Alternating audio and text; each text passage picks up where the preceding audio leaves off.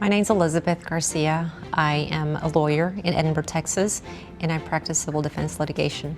Stepping onto campus probably at the age of 5 with my uncle at that time was something that really gave me an impression as to how he described what college was about. And I knew at that moment that I wanted to come to the University of Texas. And the next thing I knew, I was 18 years old and I was a freshman and had stepped foot on campus.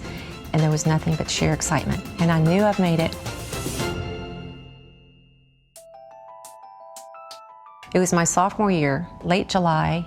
My mother calls me and says, "Your father's really sick. You need to get down here." And so I get home, and he was supposed to leave the hospital, but he didn't. And next thing I know, he passes.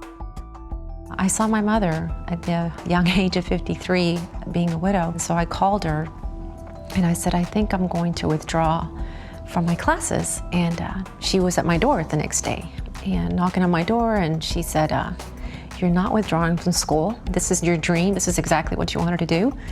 And it's up to me now to make sure that you stay here." She says, "Going home is not an option." And so I got a business degree. Actually 2 degrees, one in finance and one in international business. After it was all over and done with, she said, "You have no idea how I wish I could have packed your bags and come home with me." She said, "But I couldn't do that to you."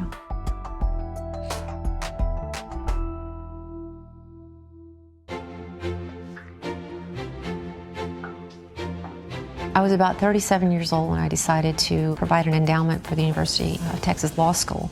I was able to give a life insurance policy and was able to pay it out over a certain period of time, knowing that upon my death, those scholarships were going to be funded. What was nice about being able to create this endowment was because I was allowed to be able to draft what the recipients were going to be. And considering where I'm from, which is the Valley, South Texas, that area has always been very economically depressed.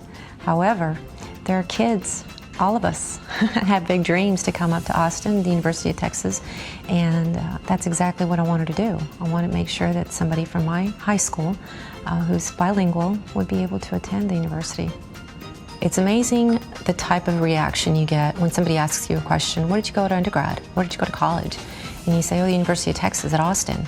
It's amazing the type of reaction you get. They kind of set you apart, and you have no idea how much so many times in my heart, I always say, "Thank you, UT, for doing what you've done for me. You've opened so many doors." The University of Texas at Austin. What starts here changes the world.